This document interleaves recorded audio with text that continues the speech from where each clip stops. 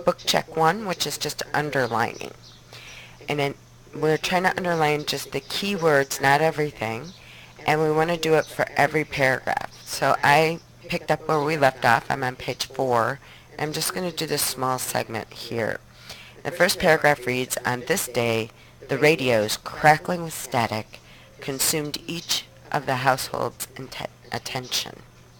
So I know that crackling with static is a nice detail, but it's probably not something important. This day, if you recall, is the day around this day. And when you get to notations, you would actually write Pearl Harbor. And then what happened on this day in this paragraph? Each household's attention. Radios, each household's attention. So let's underline that. Okay, so I've underlined, I put a box around this day. Radios, each household's attention. Now I'm ready for the next paragraph. After Katsutoshi had left the house early that morning, Kinu had been puttering in the kitchen when a naval hymn blared forth from the loudspeakers positioned throughout the neighborhood. "Defend and attack for our country," roared a soldier. Kinu, chills coursing down her back, had turned on her radio. So let's underline that. And I want to make sure this isn't about Katsutoshi, it's about Kinu.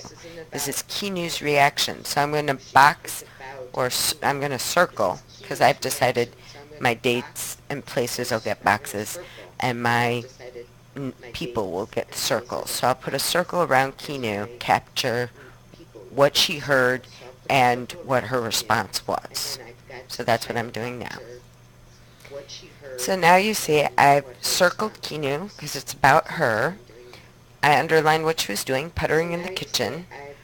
I picked up the naval hymn blared, loudspeakers throughout neighborhood, because that part kind of was shocking that they had actually placed loudspeakers in the neighborhood, so she didn't even have a radio on when she heard this.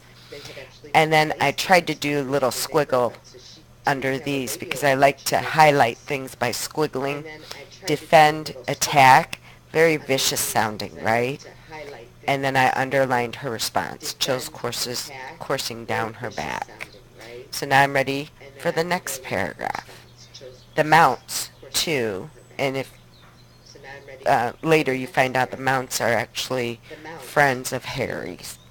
The Mounts, too, had their first heart-clenching moment when they heard Stephen Early, the White House press secretary, step to the microphone for a live broadcast.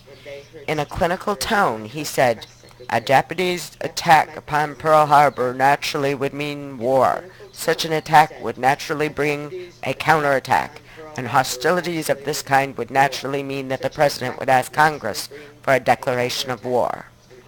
So, this is really about Stephen Early and what the nation's reaction. So I'm going to try to pick that up. Okay, so now I circled the Mounts because, of course, they're people. And heart clenching is how they felt when they heard this guy. I circled Stephen Early. I don't know if he's going to be important or not, but I don't know who Stephen Early is. So I put a box around who he is.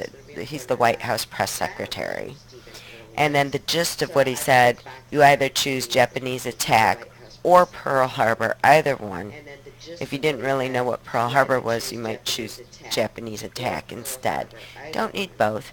Pearl Harbor, ask Congress for a declaration of war. That's the basic upshot of what happened. And that's what's making their heart clench. And notice I did something special with war. I don't have, I'm not using a draw tool, so I used a slanted box here to make it stand out from the other things I have highlighted. Okay, I hope this helps you in securing your A. Okay, I hope this helps you